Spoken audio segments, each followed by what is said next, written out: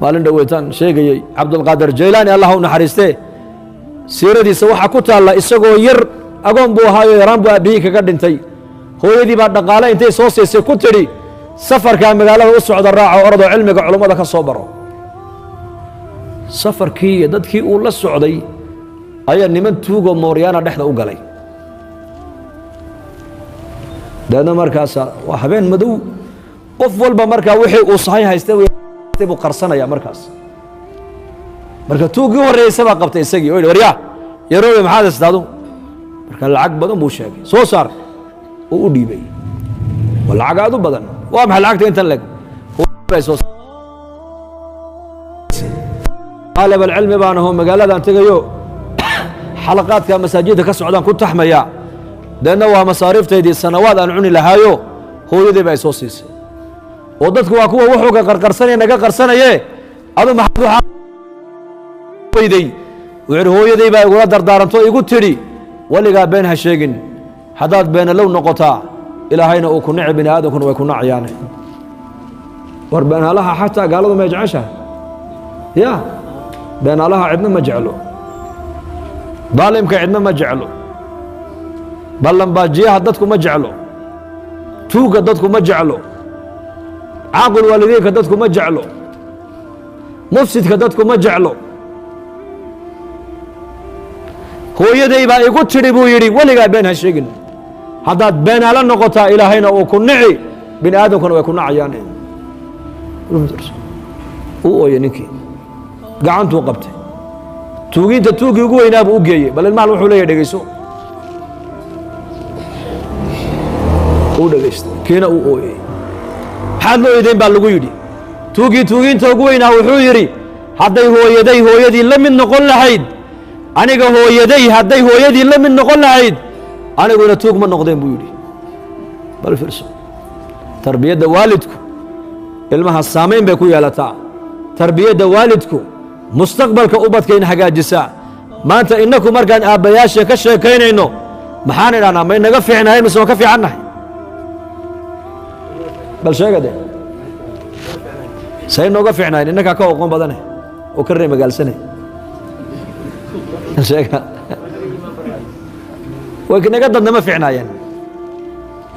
xataa sida maanta innaku aan diinta aan u maqallay ee culammadu ay nakay noogu dadaaleen iyo kamaa loogu dadaalay may helin ma helin 50 sano ka hor 30 sano ka hor saxwada maanta innaku aan haysanno iyo dacwadda iyo culummada iyo maaragtaan ijtimaacyada iyo khayrka socda iyo kumay helin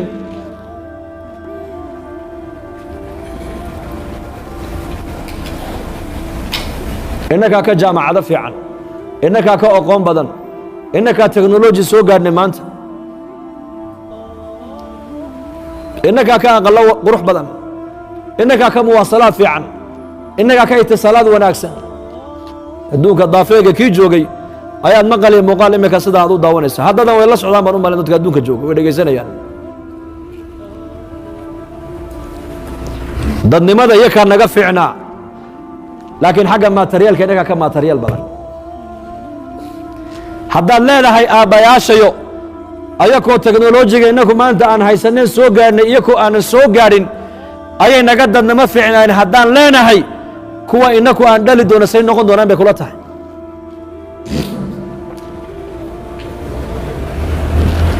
kuwa aad dhali doonto siday noqonaya kuwa anu aan dhalle siday ku dambayn doonaan kuwaan dhalle kuwa si dhali doonaan siday noqon doonaan bay kula tahay macallin carab jabaquu lahaa ardaydu u dhigayay alifka alif ba ta ra markuu gaadhay ra carab jabaquu leeyahay ra ma karo la buu yidhaha la ardaydu maxay odhanayaan bal sheega dee la un bay odhanayaan markaasuu le aniga idhaama la dhahada la un bay yidhahdaan say u dhaamayaanba war aniga iga roonaada buu ku leeyahay carab jabaqaan qabaaye la dhahada la un bay yidhahdaan maanta zamankan waa zaman adag runtii maanta aan ku dhex jirno ciyaalkeenni waxaan leenahay war bal naga roonaada maxay kaa roonaanayaan iyo aalaadkanay soo gaadheen waalane ee 99% fasaadkii la soo dhex geliyey soo gaadheen qaar baa ku indhabeelay sidaasaa undhaha ugu daawanaya ku indhabeelay maxaad ilmo yar ula yaabayba dadkii waaweynaababa maanta ayaa maskaxdoodii bedelantay oday iyo islaan aqal intay ku wada hoydeen ciyaalkiina iska seexiyeen ishaleelka ka waran isna facebook buu xaggaa ula jeestay iyadna faasiq aggaa ula jeesatay mid baa la sheegay waagiiba ugu baryay labadoodii markaasuu yidhi naa maxaad caawo dhan ku mashquulsanayd markaad ta adiguba xaggeed ku jirta caawo meel kaloo baad ku jirte waa dadkii waaweynaa halka hadday marayaan dhallinyarada markaa maxaan kala yaabaynaa kuwa maanta sida kuwa nool ee qaar ee zamankan dhallinyaradan dhalay hadday waxaa soo gaadheen ku mashquuleen ku indhabeeleen oo ku caqli beeleen kuway dhali doonaanna bal ka warrama dadnimo markii la eego dadkii hore inaga dadnama fiicna waayo been ma sheegi jirin iyaku ballan ma baajin jirin qabiil wax la yidhahdana iyaku may oqon gaalna iskumay dhedhejinayn gaalna he iskumay dhedhejinayn innaguna maanta dad baa ku ducaysanaya mid baa beri mid xashka u socda ku yidhi oo nima meeshii fiicneed carafaad u socotaa iyo ducada igu soo dar markaas maxaan kugu soo duciyaa bal sheeg wuxuu yidhi yaakha ciyaalkii labana dibadday u baxday laba un baa igu hadhee labadaana fiisihii baan u xereeyey inuu ilaahay u fudaydiyo iigu soo ducee buu yidhi yowma carafa ayuu leeyahy ilaahu ciyaalkayga halkaa ku gur ilaahu ninkaasa ay soo faree ducadaa ciyaalkiisa halkaa u gee war dadnimadii mee aawe dareenkii aawe caqligii xataa cilmigii markaan ku soconi weyne sharcigii ilaahay caqligeegiina maanta muslimiinta kuma socdon caqli dad kale ay leeyihin baan ku soconnaa maanta marka dadka inaga dambeeya inaan waddo u jeexno soo maaha say u roonaadaan bal say u badbaadaan mise waan ku daawannaa balii warrama maan ku daawannaa mise waxaan qaadnaa dadaal ku saabsan ay u badbaadi lahaayeen ubadka ay dhalaana ay u badbaadi lahaayeen soo inaan qaadno soo maha umu sulaym radia allaahu canha markuu nebigu madiinata almunawara uu yimiday inankeeda anas bay nebiga u keentay tidhi yaa rasuula allah islaan maskiinadoo faqiiradaan ayaan ahay waxaan kugu soo dhoweeye ma haysto laakiin waladkan baarigaa ilaahay ku adeega iga qabsa bay ku tidhi way bixisay waqaf diinta ha kaa barto nebi ilaahay soo diray baa tahoo barakaysane ha kuu adeega adiga maalintuu nebigu dhimanayana way dul timid yaa rasuul allah waa adigan iska bukee khaadimkaaga anas ma u ducaysay iyo ku tidhi markaa buu nebigu waan u ducey nebi allow markaasuu nebigu ugu duceeyey 3 shay ilaahu xoolihiisana barakee buu yidhi cimrigiisana barakee awlaaddiisana barakee anas binu maalik wuxuu noqday saxaabada ninka ugu cimri dheeraa ugu dambeeyey dhintay buu noqday baa la yidhi waxaa kaluu noqday meesha uu joogo muslimiinta ku nool ninka ugu xoolo badan buu noqday waxaa kaluu yidhi 100 anigu aan dhalay buu yidhi godkaan ku rido waan aaso shafaac baan ku aasay 120 wiilna waan la cunteeyey buu yidhi waana ducadii nebiga buu yidhi taas umu sulaym way fahamtay mustaqbalka inankeygu wuxuu ku hagaagi karaa waa inuu nebi maxamed uu adeego calayhi salaatu wasalaam iyo markuu nebigu xanuunku la dhiman doono intay u timiday tiri nebi allow nebi allow inankaygaas mustaqbalku waa taas haddaan doonayno inaan inaku hagaagno ilmaheennuna noo toosaan ilmahaan dhalnay ilmahay sii dhalaanna ay noo hagaagaan haddaan doonayno waa inaan nolosheennan aan ku noolayn wax ka bedelo weeyaan qaaradda amriika maacada ayaa qiso cajiiba la iga sheegay gobolkan la yidhahda massachusetts boston magaalada boston ru'asaa'u lkanaa'is kaniisadaha ku yaalla statekaas ayaa shir bay ku galeen magaalada boston waxay ka shirayeen dadkan qaxootiga een ka keennay soomaaliya miyaa ku najaxnay oo muraadkaan ka lahayn ma ka gaadhnay mise waa ku khasaarnay markaasay hadleen waxay idhahdeen waa ku khasaarnay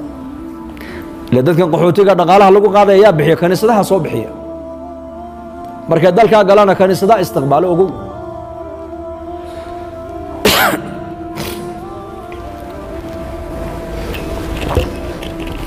waan ku khasaarnay buu yidhi mid wuxuu yidhi waxaan ugu khasaarnay madaaristii qur-aankay fureen masaajiddii bay dhiseen xijaabkii iyo shacaa'ir alislaam bay muujiyeen kaniisadihii bay naga iibsadeen masaajid u bedileen aadaankii baa gobol walba ka baxaya shacaa'ir alislaam dhallinyaradoodu garhkii iyo khamiiskii bay muujiyeen waa ku khasaarnay ku kala hadloo yidhi may kuma khasaarin borosesku meel fiican buu socdaa buuhi meel fiican si fiican bay ula haystaan buu yidhi waayo kuwa annaku aan keennay iyo kuwa waaweyn uma soconno kuwa ay gacanta haysteen ay laalaadinayeen ay la yimaadeen dalka ku soo dhashayna uma soconno kuwa ku dhali doonaanna uma soconno jiilka afraad baan u soconnaa buuhi ku dhalan doona maraykan ee labaad kuwaabaa masaajidda ay kuwani kaniisadaha kuwani masaajidda ay ka dhiseen kuwaabaa ku soo celin doona buu yidhi maxay kaniisado la islama gaadhin ba imika yaa isla gaadhayba 6 sano 10 sano 8 sano iyagoo joogay badilmeenba dadkii dhulkaa naga tago dhan intii ilaahay u naxariisatayna ee damiirka iyo dareenka lahayd ee duca hore ee u sabaqdayna waa kuwan dhashoodii kala soo yaacaya la iskala imay waxaaba la isla soo galay waddannadii islaamka 2 sano ka hor annagoo xajka joogna ayaa supermarket halka ay reer Jabuuti degan yihiin u dhowaa ayaa xilliga fajarkii aan ka soo baxnay salaadii waxaan iskugu imanay dhalinyar waddanka u dhalatay Makka Mukarrama ku dhalatay Makka reer Makka oo surwaal gaagaaban qabta waxay xiran yihiin surwaal gaaban baabuurkana music baa ka baxayo bug baa oday baa yaabay saas war Xuseen shaana kale buu dhahay meeshaan joogno ma Paris baa buu mise waa Makka reer Jabuuti Paris bay tagaanay markaas aan ku yidhi waa Makka tal Mukarrama xaafadda Zaahir baan joognaa markaas dhashani ma kuwa dibadda ka yimid oo meesha ku soo qaldamay mise waa deegaanka dhulkan markaas aan ku yidhi waa weydiinba baan weydiiyey min Makka muwalid Makka anta muwalid Makka waa Makka ku dhashay buu leeyahay baan ka yidhi markaasuu madaxa qabsaday oday dareen labo hayo fikray ma ogtahay oo daaciya wuxuu yidhi waxaad ku tiraahdaa surwaalkan gaabane hadda ininku aad Makka dhexdeeda ku wadataan annaka dadkayaga iyo dalkayagu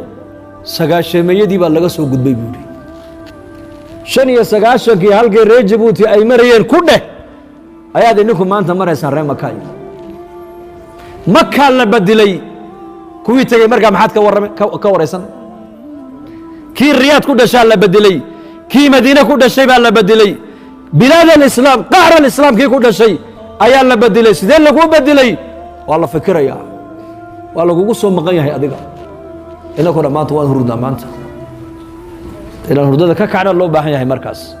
oo diintan ilaahayna siiyey ubadkeena ku tarbiyadayno raggeena